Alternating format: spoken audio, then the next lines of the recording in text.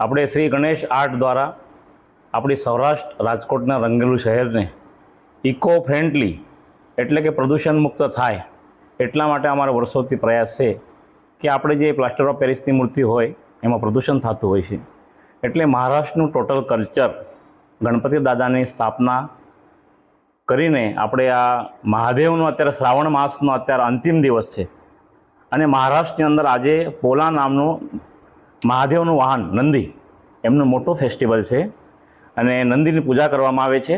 અને આ જે અમાવસના અઠવાડિયા પછી આપણે મહાદેવની પૂજા પૂરી થયા પછી ગણપતિ દાદા એમના સુપુત્ર એમની પૂજા કરવામાં આવે છે.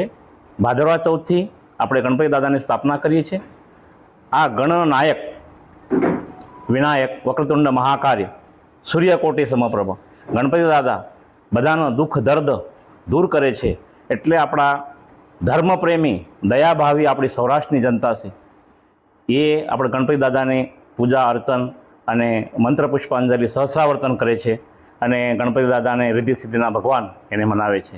ગયા વર્ષ કરતાં ભાવમાં 5% વધારો આવ્યો છે, કેમ કે મુંબઈની અંદર તેમજ આપણે સૌરાષ્ટ્રની અંદર છેલ્લે બહુ જ વરસાદ હતો, એટલે આ કાર્યમાં વરસાદનું થોડુંક વિઘ્ન નડ્યું હતું.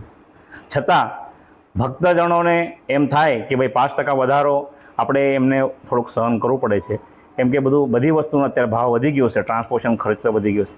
અમે મુંબઈથી મહારાષ્ટ્રની કલ્ચરનું અલગ અલગ મુદ્રાવાળો બાજીરાવ પેશવા, તાનાજી માલુસરે, લાલબાગ કા રાજા, દત્તાત્રેય ભગવાનનું સ્વરૂપ તેમજ સ્વામી સમર્થનું સ્વરૂપ એવી અવનવી અલગ અલગ વેરાયટીઝને અમે લોકોને આપીએ છીએ, જેથી ભક્તગણો આપણે લઈ જાય છે.